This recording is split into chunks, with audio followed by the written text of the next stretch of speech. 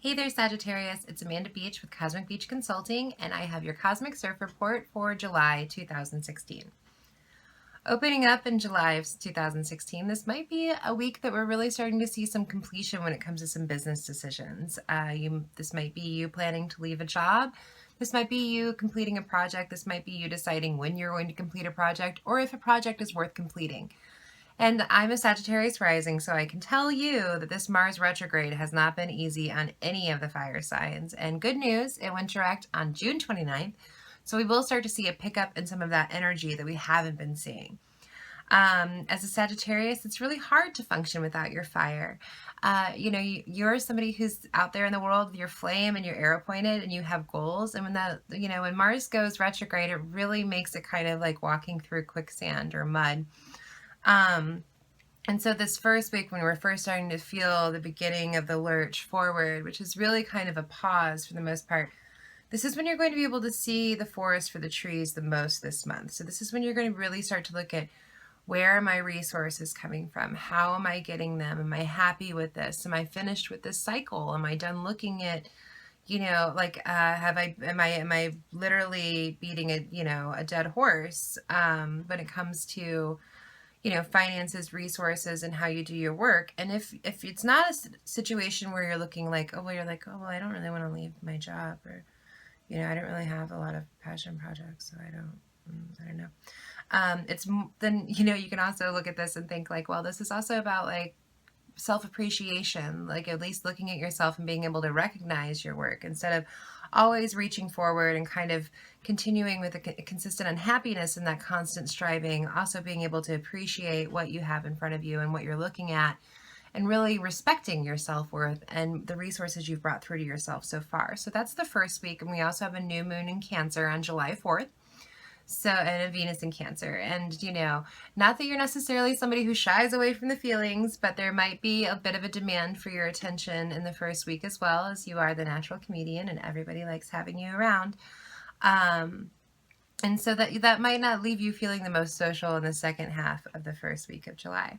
So we're moving into the second week. In the second week, I also see this Mars retrograde coming back to you and kind of saying, hey, now that you can see all these things that need focus, or you can see all these areas where you want to put your energy, or you have all these new like ideas and how you want to build your resources, this might be a week that also calls for patience. This is something that Aries also experience. Like they have a little bit of this in their month as well, where it says, listen, I hear you and I see your fire, but hear me when I tell you, like, there's a time for the flame and there's a time to keep that contained. You can burn the whole house down, or you can have some torches and still have some light and the house. Like those are your choices. And this week I see you kind of having to contain that flame a little bit.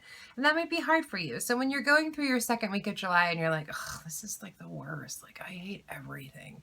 And you're just like ready to like, burn the village, then I would really sit there and think like, seriously, this isn't so bad. It's a wonderful, how nice it is in my life that I have time to reflect on what is making me impatient, what is causing me this frustration. And really approach is another key thing for the second week. So the second week might really see you analyzing the fire in which you're coming at people with. And so you really kind of need to monitor the flame and think about, whoa, maybe my approach is a little too harsh, and this could come with a situation that you're trying to reconcile, you've been trying to reconcile for a while, where you're like, dude, there's no reason for this not to work out. But really it's like the reason is the person whose job it is to pass on the paperwork or whatever it is for whatever you're doing, isn't stoked with the way that you talk to them. And you know what I mean? Like just something like that, where it's like, oh, I could have just, like you have to come up and be like, I'm really sorry. Hey, I hear you. Like laying on some empathy and laying off the fire.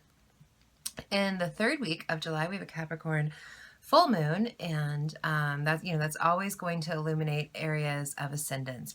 Capricorn is the climber. Capricorn isn't necessarily super concerned with material wealth or how he looks to the outside world, but Capricorn certainly wants to feel like he's always climbing, always working harder, always getting to the top, always figuring out the best way, the most efficient way.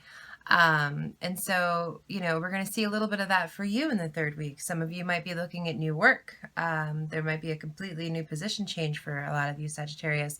And if not companies or positions, certainly the ways that you're coming at your work too. So this could definitely translate into someone who, I have plenty of day job stories, but like where it's like, you're working a job that isn't necessarily like your calling. Let's say you're bartending, for example. Let's say you've been coming into the bartending job for like the last 6 months and you're like, okay, I'm good at this. I make people laugh. I make money, whatever. But like it's wearing on you because bartending is not everyone's calling. And there are some damn fine bartenders out there that I please pray never become anything else.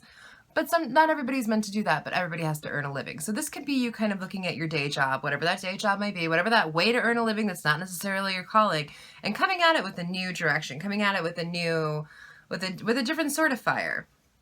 And that'll allow you to enjoy it more. But I do see a lot of restlessness this month for you, Sagittarius. I mean, maybe you haven't traveled as much as you want to this summer. That's always a thing. I'm not traveling a lot this summer and it's killing me, which is such a like spoiled thing to say. But it's true. I mean, even if you're not being able to make short trips, that can make you feel confined.